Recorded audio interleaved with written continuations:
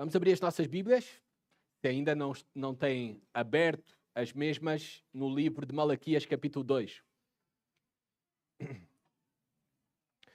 O título do sermão, esta manhã, é O Mensageiro Aprovado. O Mensageiro Aprovado. Vamos continuar então a nossa série de estudos expositivos do livro de Malaquias. E hoje entramos no capítulo 2. Deixámos para trás o capítulo 1 no último domingo. E nós vimos no capítulo 1 que Deus é o grande rei entre as nações. Como tal, se Ele é o grande rei entre as nações, Ele é o único digno de toda a honra e da nossa melhor adoração.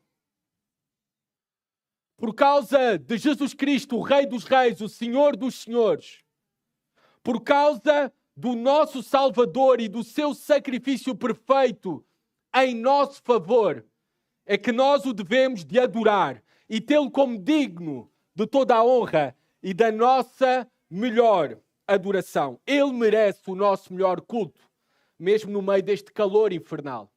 Ele merece o melhor das nossas vidas. Mais ainda, Jesus Cristo merece daqueles que são seus sacerdotes, daqueles que são seus representantes, daqueles que são seus mensageiros. Ele merece o melhor das suas vidas, a melhor entrega, a maior fidelidade. Mas nós sabemos, porque já vimos no último domingo, que não era isto que estava a ocorrer na vida do povo e também no templo com os sacerdotes. A infidelidade dos sacerdotes, daqueles que eram os representantes de Deus para o povo e do povo para Deus, a infidelidade, a corrupção, trouxe consequências trágicas e terríveis para todo o povo. Aqueles, os sacerdotes, que deveriam ser os principais adoradores, eles se tinham tornado os principais sabotadores da adoração a Deus. Nós vemos isto exatamente no capítulo 2, de maneira específica, nos primeiros 9 versículos. Nós vamos ver, primeiramente, a mensagem de Deus de repreensão para os seus sacerdotes. A mensagem de Deus de repreensão para os seus sacerdotes. Isso vamos ver do versículo 1 até ao versículo 3. Depois veremos, com a ajuda do Senhor, o modelo de um sacerdote fiel, de um mensageiro fiel. Qual é o modelo? E isso encontramos do versículo 4 até ao versículo 7.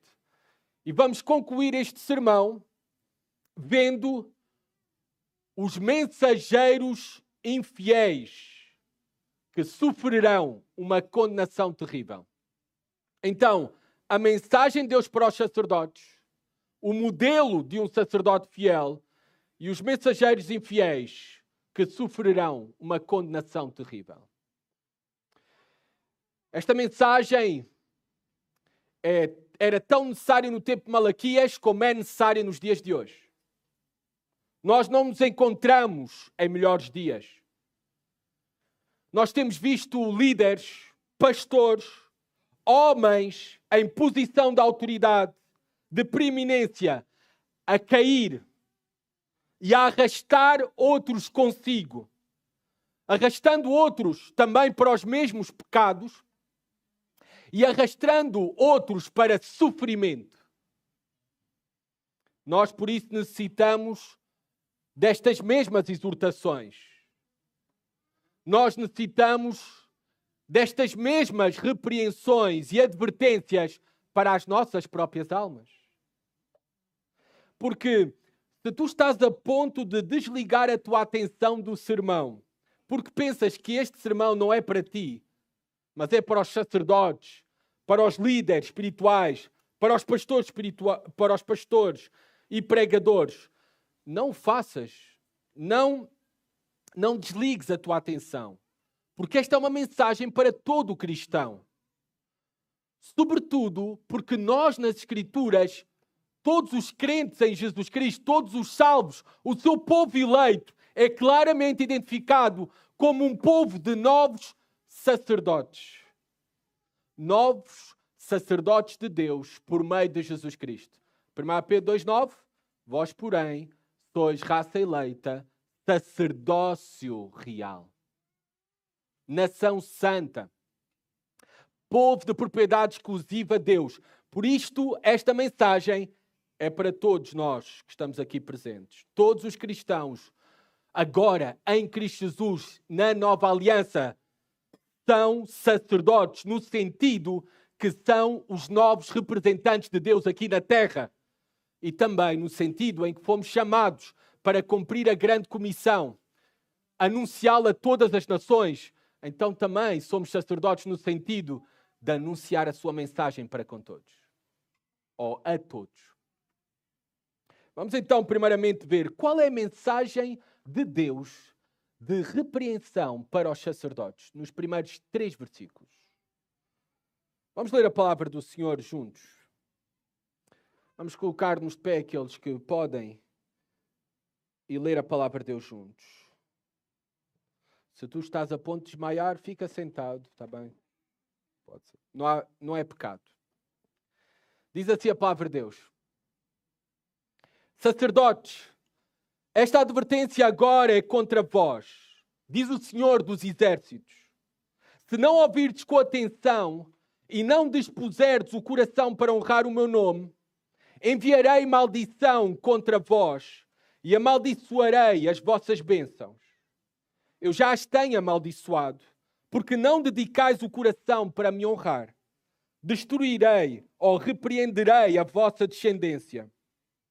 Esfregarei esterco no vosso rosto, sim, o esterco dos vossos sacrifícios, e com ele sereis lançados fora.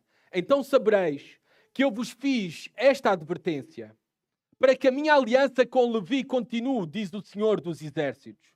A minha aliança com ele foi de vida e paz, e dei-lhe isso para que me temesse, e ele me temeu e tremeu por causa do meu nome. A verdadeira instrução estava na sua boca, e a maldade não se achou nos seus lábios.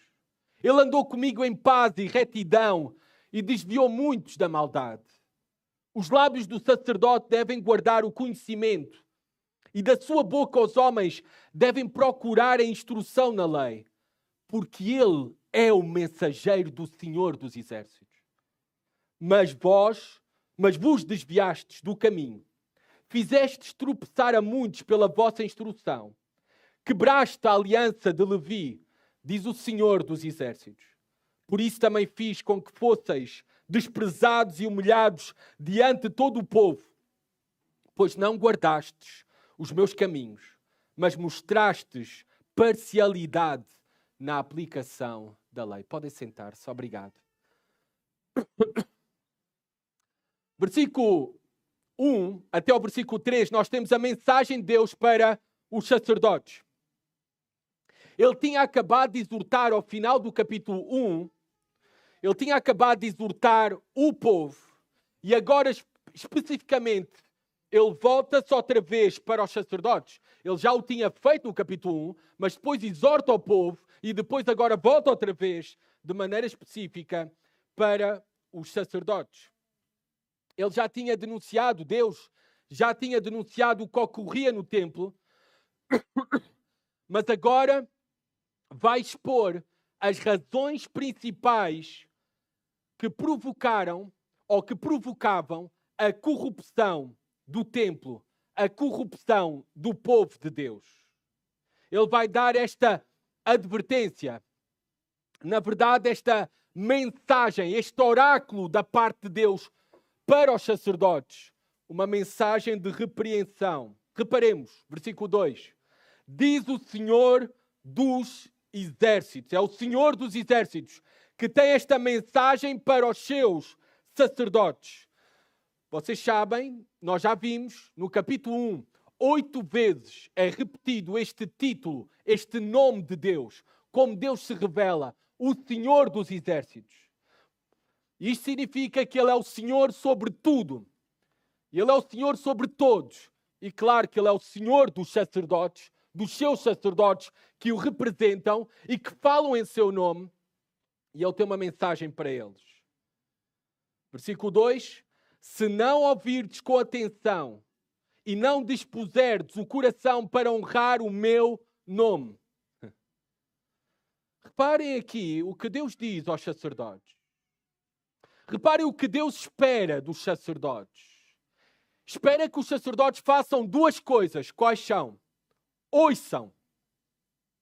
Se não ouvirdes com atenção. Mas não é ouvir de qualquer maneira. É com atenção. Ouçam. Prestem atenção à minha palavra. Não ignorem. Não desprezem. Não rejeitem. Ouçam. Ouvir. Esta também deve ser a disposição de todos nós. Essa deve ser a nossa disposição sempre que a palavra de Deus é aberta e a mensagem de Deus é proclamada. Em nome de Deus. Devemos de ouvir, prestar atenção. Mas mais. Era para os sacerdotes e é também para nós. Devemos ter uma disposição de coração para honrar o nome de Deus. Quem é Ele? Tudo aquilo que Ele representa. O seu nome engloba todos os seus atributos. O seu caráter. Devemos ter o desejo dos nossos corações, a resolução também dos nossos corações, de honrá-lo, honrar o seu nome, glorificar o seu nome.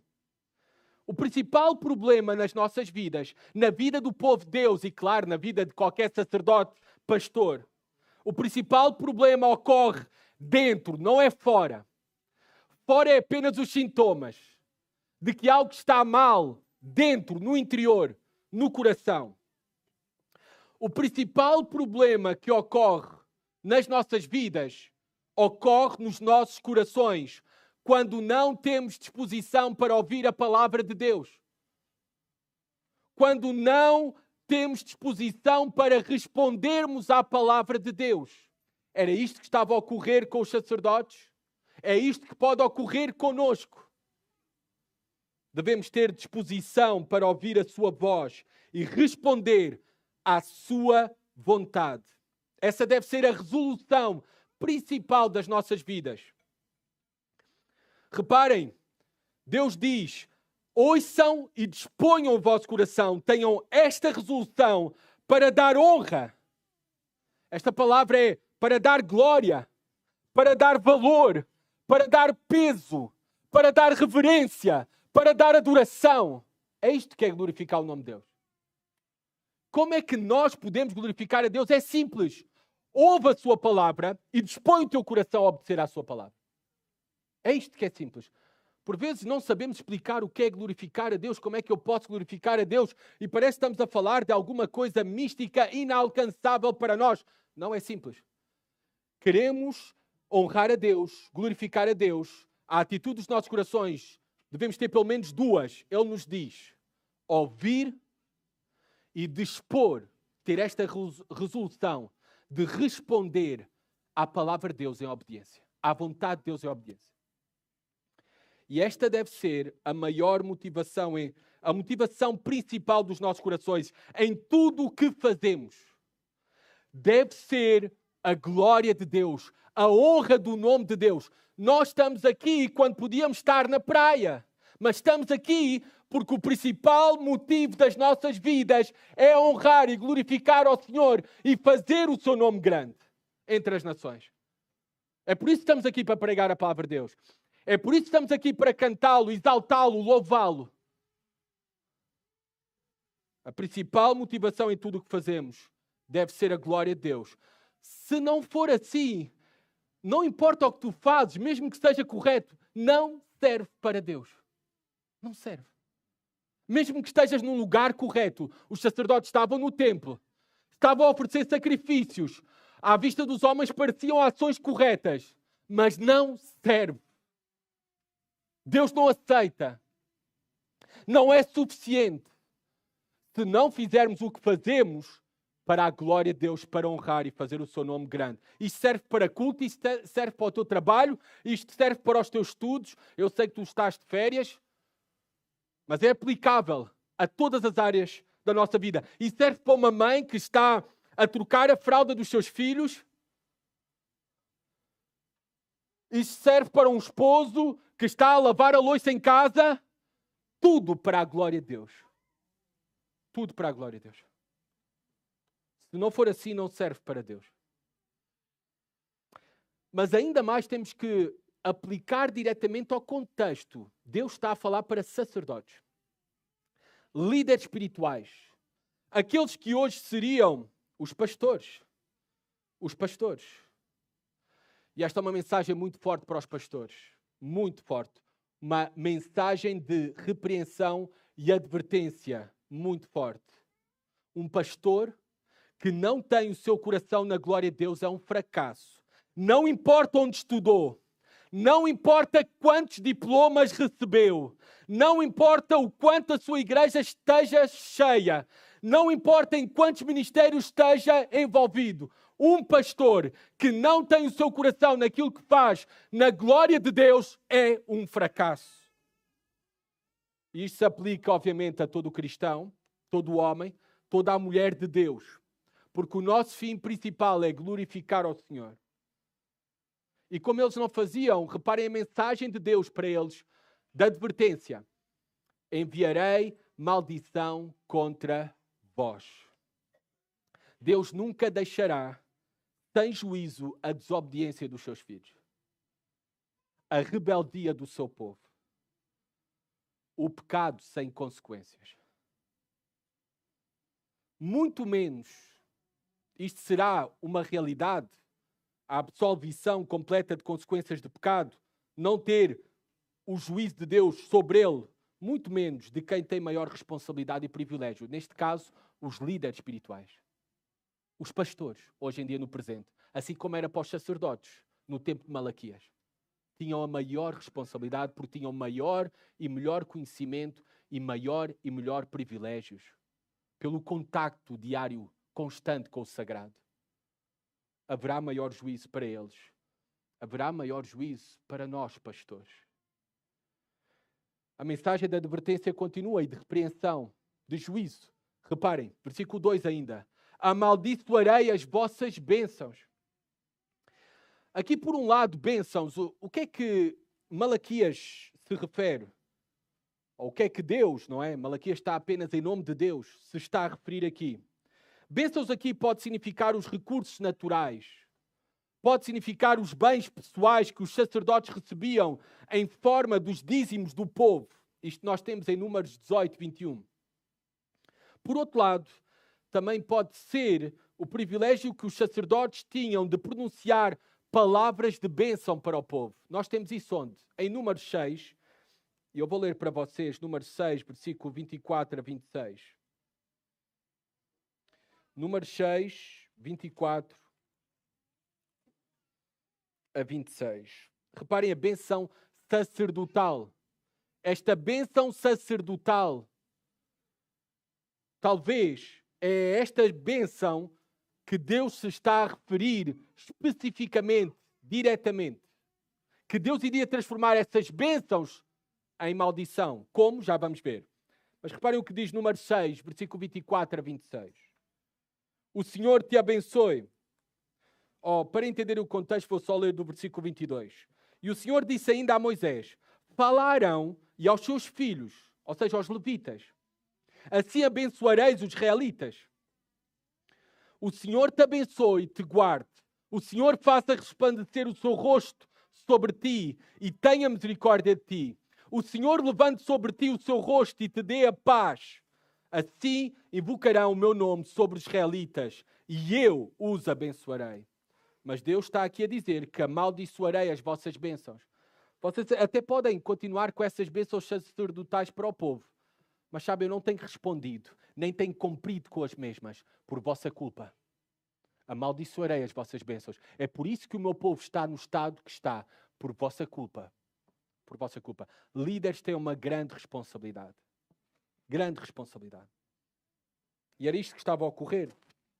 Eu creio que aqui é uma referência a estas bênçãos que os sacerdotes pronunciavam que Deus não estava a cumprir, e nós sabemos que Deus não estava a cumprir essas bênçãos. Por culpa da infidelidade, da corrupção dos sacerdotes, dos líderes espirituais daquele tempo. Isto pode acontecer hoje. Pode acontecer hoje. Um púlpito infiel, um ministério pastoral corrompido. Deus pode retirar a sua bênção da igreja, dos ouvintes, por responsabilidade dos seus líderes. Deus diz, eu já as tenho amaldiçoado. Já as tenho amaldiçoado. Deus estava contra eles, contra o seu ministério. Deus não os atendia e Deus nem os honrava. Porque não dedicais o coração para me honrar. Reparem, qual era o problema principal para Deus? Não eram os sacrifícios dos animais cegos, mancos, defeituosos. Isso é apenas um sintoma que o coração não está bem. A forma como nós prestamos culto ao Senhor revela muito sobre o nosso coração. Muito. A maneira como nós vivemos durante a semana, na intimidade dos nossos lares, revela muito do estado da condição espiritual dos nossos corações. Muito mesmo. O problema principal, no entanto, Deus identifica aqui especificamente. Vocês fazem tudo isto, oferecem sacrifícios corrompidos, pão imundo, porque não dedicais o coração para me honrar. Eles não honravam, não tinham essa motivação de glorificar a Deus, o único Deus vivo e verdadeiro, o grande Rei das nações. Não era honrado pelos seus representantes na terra, pelos seus sacerdotes. O problema tem sempre origem no coração. Como alguém disse, o coração do problema é o problema do coração. A honra e a glória a Deus brota sempre do coração, não da ação.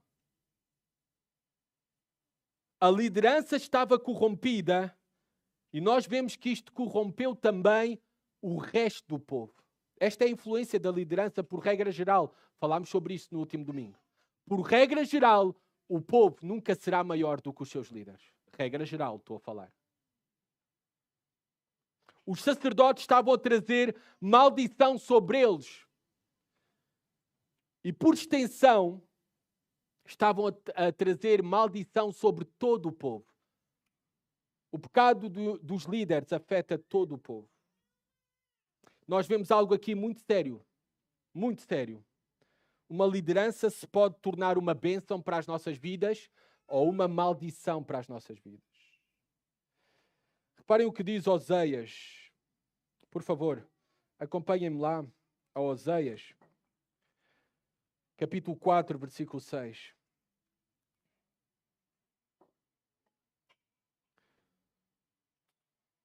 A liderança espiritual se pode tornar uma bênção ou maldição para aqueles que estão debaixo dessa liderança.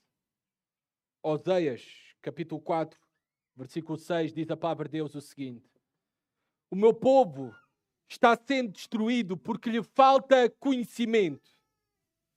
Porque rejeitaste o conhecimento, eu te rejeitarei, para que não sejas sacerdote diante de mim. Visto que te esqueceste da lei do teu Deus, eu me esquecerei dos teus filhos. Em Oséias está a falar também para sacerdotes. O meu povo perece. O meu povo não é abençoado por causa da tua infidelidade. A liderança se pode tornar uma bênção ou uma maldição para uma igreja. Charles Spurgeon, este famoso príncipe dos pregadores, assim era reconhecido, ele dizia que o maior instrumento de Satanás dentro da igreja é um ministro infiel. Eu volto a repetir.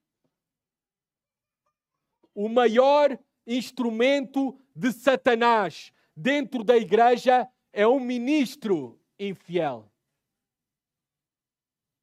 Hoje, há igrejas cujos pastores sobem ao púlpito sem se terem preparado, sem terem estudado as Escrituras. Abrem a Bíblia ao acaso, dizendo que estão a ser guiados pelo Espírito Santo.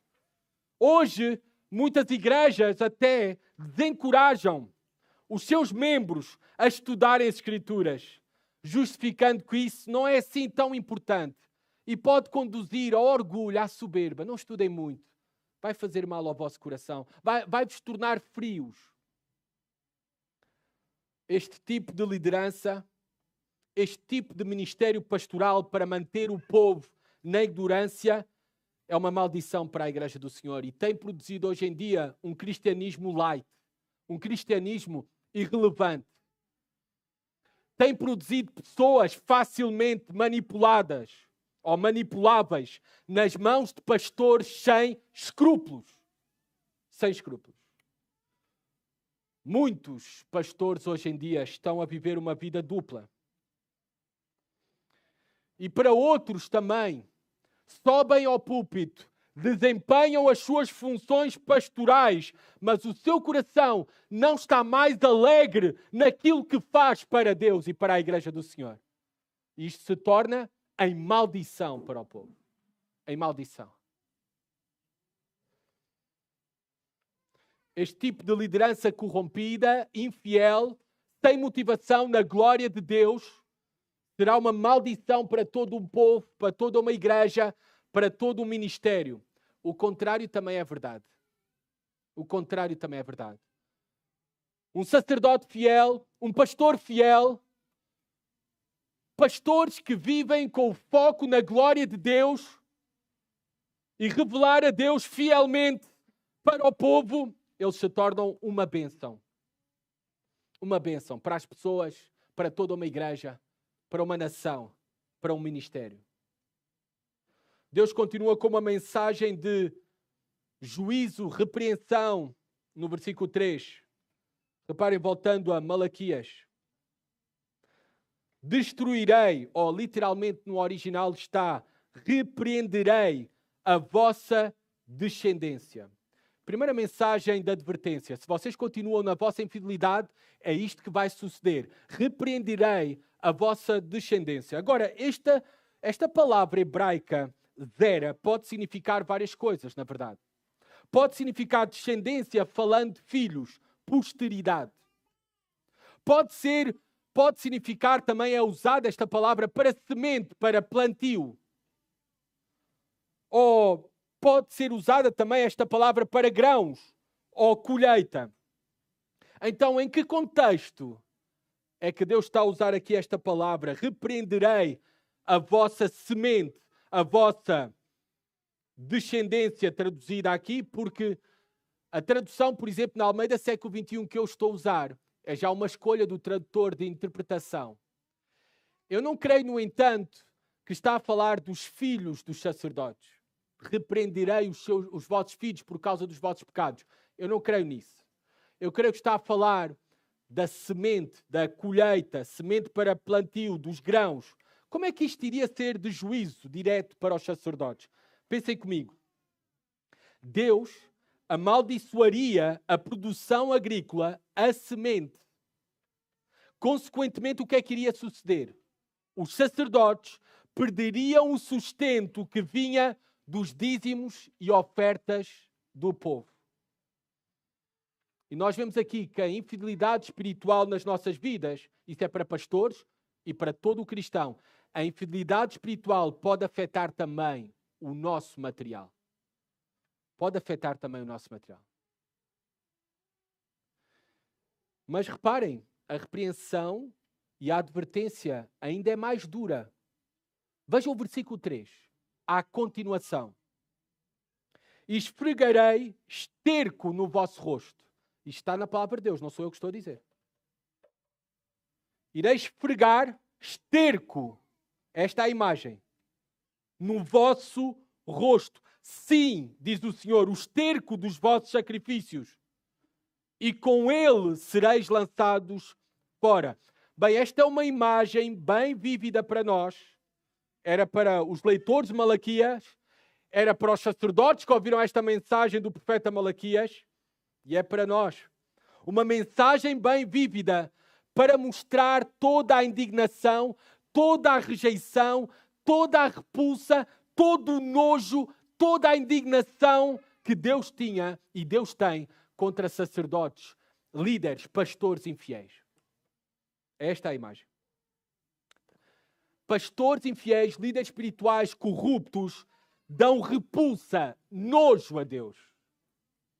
Alguém que se levanta no seu nome para o representar de maneira infiel, alguém que de forma propositada corrompe a sua palavra, dá nojo, repulsa a Deus. Por isto esta imagem. Porque é algo muito sério, o ministério da palavra, e de nos levantarmos como representantes de Deus aqui na terra. É algo muito sério. Não há nada mais sério do que isso. Sim, o esterco dos vossos sacrifícios, e com ele sereis lançados fora. Os excrementos dos animais que eram sacrificados, eles eram levados para fora do arraial e queimados. Isso nós temos, se vocês estão a tomar notas, Êxodo, capítulo 29, versículo 14, e em Levítico, capítulo 4, versículo 11 e 12. Era isto que acontecia com os excrementos dos animais. Eram levados para fora do arraial e eram queimados. Mas Deus está a dar esta imagem e esta comparação com o que iria fazer com esses excrementos, iria fazer com os mesmos, diretamente nos sacerdotes, porque tem uma mensagem para eles que nós podemos entender. Os sacerdotes infiéis, a eles iria suceder o mesmo que sucedia a esses excrementos. Seriam destruídos e rejeitados, seriam expulsos para longe do ministério a Deus. Como eles ofereceram o pior a Deus, eles irão receber o pior de Deus. Deus os iria humilhar. Deus os iria envergonhar. Deus os iria desonrar. Esta é uma mensagem de grande juízo. É uma mensagem que a igreja deve tomar de forma muito séria. De forma muito séria. Ainda mais aqueles que estão em posições de representantes de Deus, da mensagem de Deus, que falam em nome de Deus. Os pastores. E nós vivemos uma crise sem precedentes de liderança bíblica. E trágica esta crise. Nós vemos líderes despreparados. Líderes que não têm temor de falar em nome de Deus, coisas que Deus nunca disse. Mas não se preocupem em estudar. Uma coisa é quando nós estamos no início do ministério como seminaristas. Estamos a estudar e tudo. Ignoramos muitas coisas, mas estamos no caminho de estudar com seriedade. Outra coisa é líderes preguiçosos, que não se preparam, não estudam. Isso desonra a Deus, são infiéis. Líderes também que fazem do ministério e se movem e tomam decisões usando o ministério como uma fonte de lucro. Eu nunca vi um pastor a receber um convite para sair de uma igreja maior para uma igreja mais pequena. Eu só vejo pastores a receberem convites de igrejas mais pequenas e aceitar igrejas maiores. Líderes que fazem do ministério uma fonte de lucro. Líderes que vivem uma dupla vida. Aconteceu casos recentemente, e eu vou evitar citar alguns. Líderes que estão perdidos doutrinalmente. Nem se preocupam nisso. Eles pregam heresias em nome de Deus. Líderes que só permanecem no ministério não porque têm alegria ou motivação da glória de Deus. É porque eles têm medo de não arranjar mais nada. Por isso é que eles continuam como pastores. Líderes que desde o início entraram no ministério pelos motivos errados. Não a glória de Deus. Não o amor à igreja do Senhor, mas pelos motivos errados. Esses líderes infiéis, esses líderes corruptos, há uma grande advertência do Senhor para eles e para nós, para vigiarmos os nossos corações e avaliarmos se nós estamos a ser fiéis ao Senhor. Há muitos líderes hoje que estão a viver na prática do pecado, que estão a pregar, que estão a aconselhar em nome de Deus, que estão a ministrar a ceia do Senhor, mas vivem infidelidade no oculto. Esses líderes estão debaixo do juízo do Senhor. Nós temos visto como vários líderes cristãos proeminentes, neste passado mais recente, se têm tornado desqualificados, porque viveram durante anos, os últimos anos, uma dupla vida. Steve Lawson, mais de 5 anos num relacionamento extraconjugal com uma jovem, ensinando, dando aulas no TMS, pregando em grandes conferências. Philip Yancey, num relacionamento extraconjugal com outra mulher que não a sua esposa, por mais de 8 anos, escrevendo livros, pregando em nome de Deus. Josh Buice, líder do Ministério G3, fundador e líder do Ministério G3, que fez 4 contas nas redes sociais falsas para denegrir e falar mal de pastores que ele convidava para pregar na sua conferência.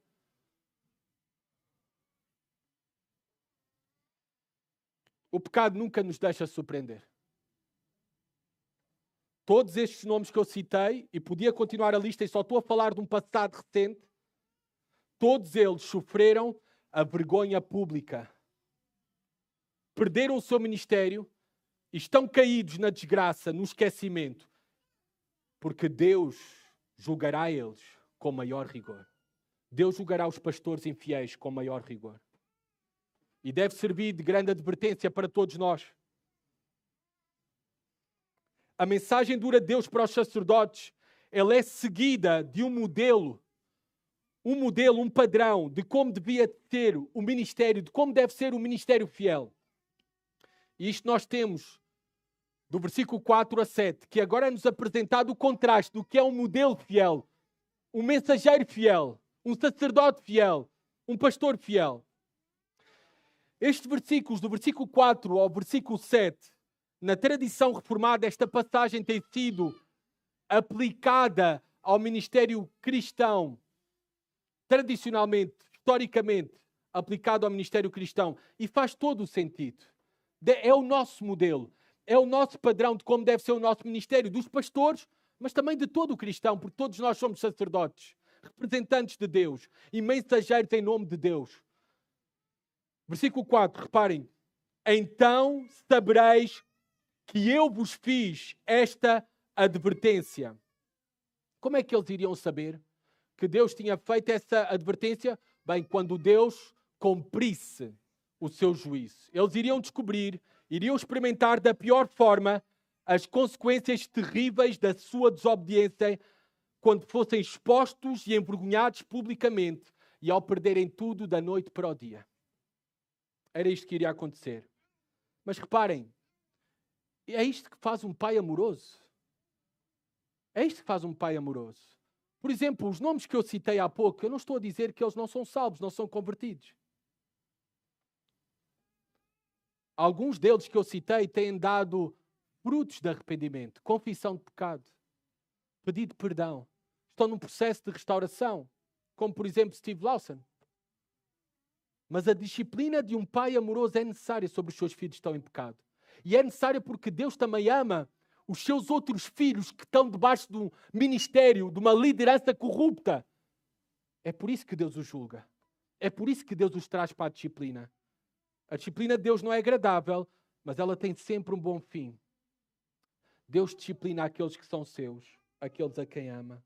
E a função aqui de Malaquias também era ser como um reformador para fazer com que os sacerdotes e o povo voltassem para o caminho do temor ao Senhor e a obediência à sua palavra. Era com o propósito, reparem o que Deus diz, para que a minha aliança com Levi continue, diz o Senhor dos Exércitos. Deus firmou uma aliança com Levi. Nós temos isto em Números capítulo 3, versículo 44 a 48. Firmou uma aliança com Arão, com aquele que era da linhagem de Levi, Levi o filho de Jacó, Arão, descendente de Levi, e fez uma aliança com os descendentes de Arão. Eles seriam os seus sacerdotes, os seus representantes na terra, os seus mensageiros. Não eram apenas os profetas que falavam em nome de Deus. Os sacerdotes tinham essa responsabilidade. Ele fez uma aliança com Finéias. Esta aliança que nós temos em Números, e eu vou ler para vocês, Números 25, 10 a 13. Esta é a linhagem do sumo sacerdote. Números 25, 10 a 13. Então o Senhor disse a Moisés: Finéias, filho de Eleazar, filho do sacerdote Arão, desviou a minha ira de sobre os israelitas, pois foi zeloso, mostrando o meu zelo no meio deles. Assim, não destruí os israelitas por causa do meu zelo. Portanto, diz-lhe, eu lhe dou a minha aliança de paz. Uma aliança de paz. E ela será para ele e para a sua descendência depois dele, aliança de um sacerdócio perpétuo, pois foi zeloso pelo seu Deus e fez expiação pelos israelitas. Aqui está a aliança que Deus fez com Levi, com os descendentes de Levi, reforçada com Finéias. Reparem, versículo 5 diz que a sua aliança foi de vida e paz. Vida, por causa que esta aliança era para os seus descendentes, ela era perpétua para os seus descendentes. Reparem que era uma aliança de paz. A palavra no hebraico aqui é shalom. Shalom, esta palavra significa prosperidade. Não é apenas uma simples paz de ausência de guerra, conflito, mas é todo o bem-estar. Bem-estar material, bem-estar espiritual, o bem-estar de um relacionamento com Deus. E dei-lhe isso para que me temesse. E ele me temeu e tremeu por causa do meu nome. Deus destaca aqui o temor na aliança com os sacerdotes. O respeito, a reverência a Deus é o principal em tudo aquilo que nós fazemos. Nós temos a tendência a suavizar estas palavras, temer, e por isso nós vemos aqui temer, e Deus coloca também tremer, porque muitas vezes quando falamos de temor, nós dizemos não é ter medo de Deus, é só respeito, é só reverência. Mas Deus coloca aqui temor e tremor. Senão seríamos piores que os demónios. Porque Tiago nos diz que os demónios temem e tremem. O temor a Deus é o principal. É o principal. Em Provérbios, capítulo 1, versículo 7, diz que o princípio da sabedoria é o temor a Jeová. Temer a Deus é o principal, porque para Deus, ter é mais importante do que fazer. Temor a Deus é o principal de coração, esse respeito, essa reverência, porque andar no temor ao Senhor é mais importante do que realizar qualquer trabalho. O coração é sempre melhor do que a ação por si. Porque a ação até pode estar correta, mas o coração não ter temor a Deus. O coração é sempre melhor do que a ação. E quais são os resultados? Quais os frutos na vida daquele que teme a Deus? Reparem o versículo 6, irmãos. Nos diz. Nos vai dar os resultados no falar, no agir. E os frutos na vida daquele que teme a Deus. Vejamos rapidamente. No falar, é visto que um coração teme a Deus, que um sacerdote, que um pastor teme verdadeiramente a Deus, se da sua boca sai verdadeira instrução. Esta palavra instrução é a palavra Torá, que é traduzida nas nossas Bíblias como lei, conselho, mas realmente é uma referência a toda a instrução de Deus, verdadeira instrução. O mensageiro em nome de Deus, que adultera a palavra, que distorce a palavra e que diz conscientemente algo que Deus nunca ordenou na sua palavra, ele é o quê? Ele é uma fraude. Ele é um falso profeta. Ele é um falso pastor. O verdadeiro mensageiro do Senhor, aquele que teme verdadeiramente a Deus, ele está mais interessado em agradar a Deus do que aos homens. É por isso que quando ele fala, ele está preocupado em falar apenas a verdade, porque ele ama mais a verdade do que a popularidade. Este é o sinal do ministério fiel e do ministro fiel, do mensageiro fiel. Ele ama mais a verdade do que a popularidade. O seu sucesso é a fidelidade em falar a verdade de Deus. Esse é o verdadeiro sucesso daquele que teme a Deus. É falar com fidelidade a verdade de Deus ao povo. Reparem outra característica. Maldade ou injustiça, também pode ser, não se achou nos seus lábios. Os sacerdotes tinham a responsabilidade de ensinarem e também, naquele tempo, os sacerdotes tinham a responsabilidade de julgarem corretamente. Ou seja, os profetas falavam em nome de Deus ocasionalmente, mas quem tinha a responsabilidade de ensinar e julgar as coisas de acordo à palavra de Deus, à instrução de Deus, eram os sacerdotes que guiavam o povo. E os sacerdotes que temem a Deus, aqueles que temem a Deus, não há maldade nos seus lábios, não há injustiça, não há malícia. No seu agir, duas características: andar em paz e andar em retidão. É interessante que João vai falar da vida cristã de andar na verdade, andar na luz. E aqui Deus diz que aqueles que o temem, andam em paz. Novamente a palavra shalom, este bem-estar, andam nesta verdadeira prosperidade, um relacionamento correto e fiel a Deus. Vivem no temor a Deus.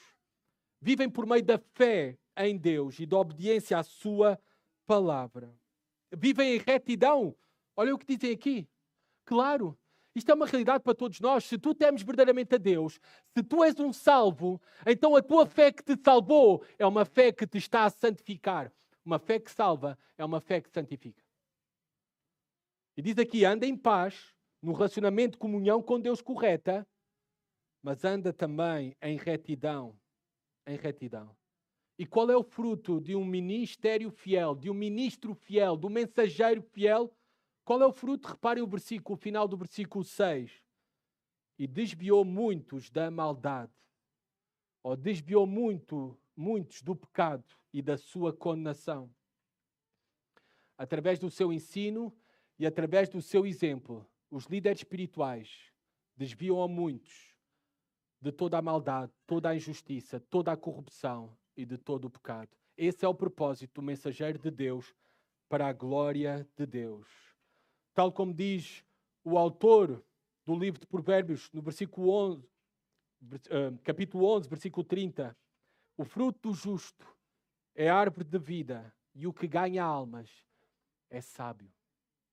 Ó Tiago, capítulo 5, 20 diz, saiba que aquele que faz um pecador desviar-se do seu caminho de erro, salvará a alma da morte e cobrirá uma multidão de pecados. O que é que aprendemos aqui? Que um ministro fiel, um mensageiro fiel, ama a palavra e ama as pessoas para quem prega. Uma coisa é amar a pregação. Outra coisa, bem diferente, é amar as pessoas para quem pregamos. Um verdadeiro ministro fiel, ele ama a palavra e ama as pessoas para quem prega. E ele assim, com o seu ministério fiel, desvia muitos do pecado e da condenação. Que bênção é um ministério assim. Devemos orar para que a nossa igreja esteja sempre debaixo do ministério fiel, que honra ao Senhor, no temor ao Senhor. É uma bênção. Versículo 7. Os lábios do sacerdote devem guardar o conhecimento e da sua boca os homens devem procurar a instrução na lei, porque ele é o mensageiro do Senhor dos exércitos. Fantástico este versículo. Este é o único texto no Antigo Testamento que mostra claramente que o ministério dos sacerdotes era um ministério de serem mensageiros de Deus e também era um ministério de homens que tinham a responsabilidade de ser aquilo que nós conhecemos hoje em dia como conselheiros bíblicos. Conselheiros bíblicos. Reparem o que diz. Os lábios do sacerdote devem guardar o conhecimento. O mensageiro fiel, o cristão fiel, deve amar o conhecimento de Deus, da palavra de Deus. e deve estar sempre preparado para expor o mesmo através da sua boca. E reparem, da sua boca os homens devem de procurar a instrução na lei. É ao ministro fiel, ao mensageiro fiel em nome de Deus, que o povo de Deus deve recorrer para buscar a sabedoria de Deus. E esta é uma grande responsabilidade. É uma responsabilidade que têm principalmente os pastores, mas, amados irmãos, também é a vossa responsabilidade. Também é a vossa responsabilidade. O conselho é poderoso tanto para o mal de alguém como para o bem de alguém. Por isso é uma grande responsabilidade que nós temos como cristãos de sermos bons conselheiros, falando em nome de Deus. E aqui especificamente reparem o que é dito sobre os sacerdotes e aplicando hoje sobre todo aquele que se levanta em nome de Deus, porque ele é o mensageiro do Senhor dos Exércitos. Que declaração maravilhosa! Os sacerdotes eram mensageiros de Deus em Israel. Hoje em dia, Deus tem levantado outros mensageiros de Deus para o povo, os pastores, que devem falar unicamente de acordo à vontade de Deus. Não as suas opiniões, não o que vê no jornal, nem baseado em filosofias humanas. E esta é uma realidade para os pastores, uma realidade que nós devemos de imitar. Mas os pastores têm a maior responsabilidade de não pregar-se a si mesmos. O púlpito é para ser usado para pregar a Cristo unicamente. A Cristo unicamente. Esta é que é uma representação fiel daqueles que são mensageiros fiéis em nome de Deus. Acabámos de ver todos nós o modelo que devemos seguir no falar e no agir para sermos fiéis representantes de Deus aqui na terra, para os pastores, mas também para nós como cristãos, porque nós também fomos chamados para anunciar toda a sua palavra a todas as nações, a grande comissão. Nós também somos chamados a cuidarmos uns dos outros, a aconselharmos uns aos outros, a exortarmos uns aos outros, a admoestarmos uns aos outros. E nós acabamos de ver qual deve ser este modelo que devemos seguir. Um modelo fiel no temor ao Senhor, na sabedoria de Deus, com a nossa boca cheia da palavra de Deus. É isto que glorifica ao Senhor. É isto que deve fazer um pastor e todo o cristão fiel. Mas o que é que irá acontecer? Reparem, os frutos de um cristão fiel, de um ministro fiel, do mensageiro fiel, são de salvação. A muitos desviará do pecado, da condenação do pecado. É de vida esses frutos. Mas agora, quais são os frutos daqueles que são mensageiros infiéis? Versículo 8 e 9 e terminamos. Reparemos que os mensageiros infiéis, eles irão sofrer uma condenação terrível, porque os seus frutos são de morte. Mas vos desviaste do caminho, fizestes tropeçar a muitos pela vossa instrução, quebraste a aliança de Levi, diz o Senhor dos Exércitos. Por isso também fiz com que fosseis desprezados e humilhados diante de todo o povo, pois não guardaste os meus caminhos, mas mostrastes parcialidade na aplicação da lei. Versículo 8. Mas vos desviaste do caminho. Referência de terem sido infiéis à aliança que tinham com Deus. E isto pode ocorrer a qualquer um de nós. A qualquer um de nós. Também podemos produzir frutos de desobediência. É por isso que mais importante do que começar bem, mais importante é terminar bem. É por isso que Paulo diz em 1 Coríntios 9, versículo 26 e 27, vou ler para vocês, irmãos. Sendo assim, não corro como quem corre sem alvo, e não luto como quem esmurra ao ar. Contudo, esmurro o meu corpo e faço dele o meu escravo, para que depois de ter pregado aos outros, eu mesmo não venha a ser desqualificado. Reparem os resultados do ministério infiel. Produz morte, maldição. Olha o versículo 8 ainda. Fizestes tropeçar a muitos pela vossa instrução. Pelo seu terrível exemplo, pelo seu terrível ensino, porque a doutrina sempre vai afetar a vida. Muitos são afetados pela má doutrina, má teologia, pelo mau ensino. E isso é algo muito sério para Deus. É por isso que haverá um maior juízo sobre os mestres, sobre aqueles que falam em nome de Deus. Porque é um assunto de vida ou de morte. Eis a razão de tanta indignação. Eis a razão de pesado juízo sobre os mensageiros infiéis. Porque a vida, a eternidade das pessoas e, sobretudo, a glória de Deus está em jogo. Está em jogo. O mensageiro infiel, ele é conhecido pelas suas motivações, mas as suas motivações só Deus pode conhecer. Mas para nós, as suas ações, elas ficam claras. As ações indignas, infiéis, deixam claros aqueles que estão no caminho da infidelidade. É por isso que Jesus Cristo disse: pelos frutos os conhecereis. Eles podem até ter ensinos certos, mas se têm vidas erradas, pelos frutos os conhecereis.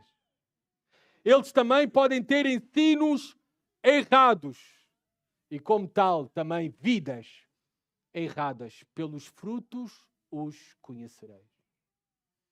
Quebraste a aliança de Levi por causa da sua infidelidade. É por isso, versículo 9, Deus termina: fiz com que fosseis desprezados e humilhados diante de todo o povo. Os falsos ministros, os líderes corruptos, os pastores infiéis, eles serão expostos ao vexame, ao opróbrio público, e eles serão banidos do ministério. Mais cedo ou mais tarde, Deus o fará. Esta é a mensagem de julgamento, da advertência de Deus. Amados irmãos, nós sabemos que nenhum de nós está debaixo do ministério pastoral perfeito. E por vezes os homens podem falhar grandemente contra nós. E por vezes o ministério pastoral se pode tornar corrupto, hipócrita, inconstante, insensível, imparcial, imoral, ganancioso, abusador, dominador. O ministro falho, nós devemos relembrar que não anula a glória do nosso Senhor e Salvador Jesus Cristo. Jesus Cristo continua sendo digno de toda a glória. Ele continua a ser e continuará para sempre sendo o grande Rei, o bom e supremo pastor. E Ele fará justiça. Deixa com Deus. Descansa em Deus. Ele fará justiça ao final de todas as coisas. Esta é a mensagem de Malaquias. Ele fará justiça. Deus exige dos sacerdotes. Deus exige dos pastores. Deus exige de cada um dos seus representantes, de cada cristão, de cada um dos seus filhos. Deus exige fidelidade à sua palavra e honra ao seu nome. Porque a infidelidade sempre irá trazer um juízo terrível e inevitável. É esta a mensagem de Malaquias para os sacerdotes e também para todos os infiéis. Deus exige dos sacerdotes fidelidade à sua palavra e honra ao seu nome. E isto também para cada um dos seus filhos. Porque a infidelidade irá trazer um juízo terrível e inevitável. Todos nós temos a necessidade de um sacerdote perfeito. Nós vemos ao longo da história, e estamos a concluir o Antigo Testamento, o livro de Malaquias, o último livro do Antigo Testamento. O que é que nós vimos ao longo de todos os livros do Antigo Testamento? O fracasso repetido do sacerdócio levítico. E isto para demonstrar aos israelitas, a todo Israel, que eles precisavam de um sacerdote que fosse perfeitamente fiel a aliança com Deus. A boa notícia das Escrituras, sabem qual é? É que Deus não deixou o seu povo dependente de sacerdotes infiéis. Ele enviou o perfeito sacerdote, Jesus Cristo, o verdadeiro e eterno sumo sacerdote, da ordem de Melquisedeque, que honrou perfeitamente o nome de Deus e ofereceu o sacrifício definitivo pelo seu povo, para a salvação do seu povo, para que a maldição fosse retirada sobre nós para todo o sempre. É por isso que nos é oferecido, e estas são as boas notícias da Escritura, o Cordeiro de Deus que tira o pecado do mundo. Jesus Cristo, o sumo sacerdote que nos representa perfeitamente e nos representou perfeitamente na cruz do Calvário diante de Deus. E aquele também que se entregou como o próprio sacrifício perfeito para o perdão dos nossos pecados e a nossa salvação, para que nós possamos colher para todo o sempre, não maldição, mas bênção. Que maravilha! Que maravilha que a nossa esperança não está em sacerdotes imperfeitos, mas no sacerdote perfeito, Jesus Cristo. Em Cristo, fomos relembrados que a Igreja é chamada de sacerdócio real. E aqueles que lideram a Igreja são chamados a refletir o caráter do verdadeiro sumo sacerdote, Jesus Cristo. Ele é o nosso modelo, mas ele também é o modelo de cada cristão. Ele é o modelo supremo. Devemos de buscar seguir o seu exemplo, o seu caráter, o seu ensino, os seus métodos, para sermos cada vez mais e melhores representantes de Deus aqui na terra, representantes de Cristo para os homens. E também para sermos mensageiros fiéis das boas novas que os homens só podem encontrar em Jesus Cristo. E é da nossa responsabilidade poder transmitir a todos os homens e apontar todos os homens para Jesus Cristo. Ele é a nossa esperança. A esperança para cada cristão que peca também, que tem o perdão dos seus pecados em Cristo, nele somente.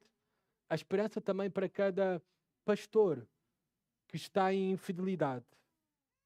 Para todo o pregador que é um pecador, somente olhando para Cristo, o sacerdote perfeito, o fiel profeta, o bom e supremo pastor, é que nós encontraremos perdão para as nossas falhas, padrão para nós imitarmos e poder para servi-lo com fidelidade. Olhemos para Cristo, Ele é suficiente. Senhor, obrigado pela Tua palavra. Ajuda-nos, Senhor, a olhar para Cristo e a sermos transformados, Senhor, à medida que contemplamos a Sua glória. E que a Sua imagem e semelhança cada vez mais e melhor seja moldada nos nossos corações, começando nos pastores desta igreja, mas também em cada um dos seus membros, Pai. E que assim nos tornemos cada vez mais e melhores representantes fiéis de Jesus Cristo e seus mensageiros para todos os homens e, sobretudo, porque o que queremos é honrar-te com as nossas vidas, é glorificar o Teu nome. Amém.